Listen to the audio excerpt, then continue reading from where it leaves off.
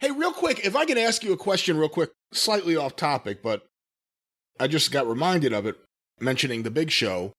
So, of course, Paul White signs with AEW. And I believe I heard that he did an interview somewhere.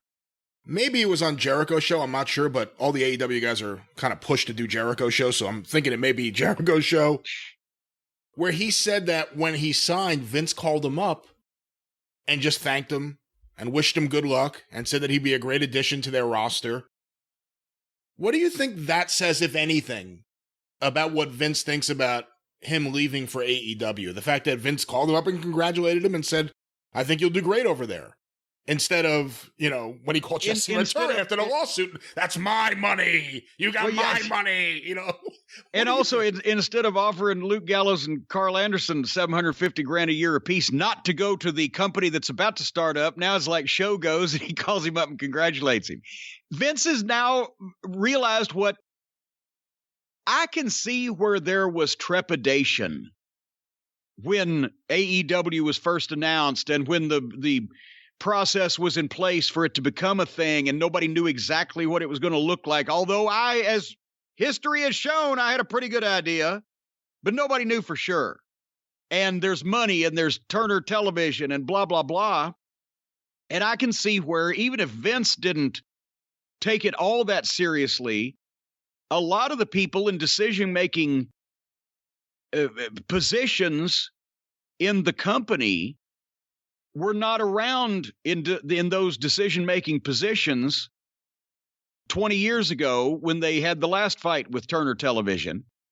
I wouldn't be surprised if as many of the non-wrestling side executives in WWE as maybe people in the wrestling production end of it were trepidatious or wondering what this was going to be like, and it was going to be a good idea to head things off the pass and not let anybody go there and keep a talent, freeze them out of talent.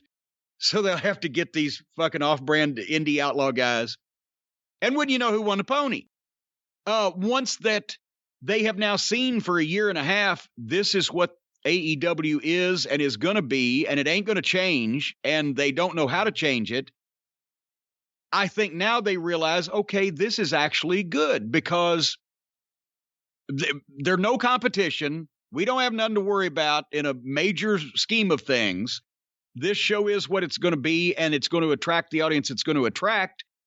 And if guys that like Big Show that we wanted to retire or move into legends positions or just wanted to have hanging around to do the publicity appearances and et cetera that are the end of their career can go and get more of this fucking guy's money, then obviously also Vince McMahon wants Tony Khan to spend as much money on guys that are not actually on the wrestling roster, at least in a full-time way, as possible.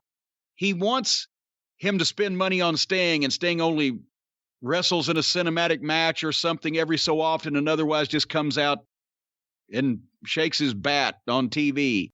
He wants Big Show to go become an announcer and take more of this guy's money and only wrestle sparingly because he knows that they can't. They had Shaquille O'Neal, for fuck's sake, and on free TV and just cracked 1 million viewers. So he knows that they can't make mega money on pay-per-view to his standards with Big Show, but the Big Show can make money. So basically, Vince knows they're not a threat. He doesn't want them signing up his current talent on television. He's learned that lesson from the last time around against Turner Television, and he's got all the current guys that he wants under contract. But for these names that get snatched up by Tony Khan, at this point, he's probably happy. He lets them go. They make more money than he wanted to pay them or that they were worth to him. He congratulates them for getting that job, and they remember that. And whenever the inevitable happens and the fucking next challenger to the WWE, AEW, goes a fucking way, then he brings those guys back and inducts them in the Hall of Fame. And they're happy to come because they remember that he congratulated them for taking more money than he was going to give them. You see how this works? Yeah. Yeah, I do. And that's how that works.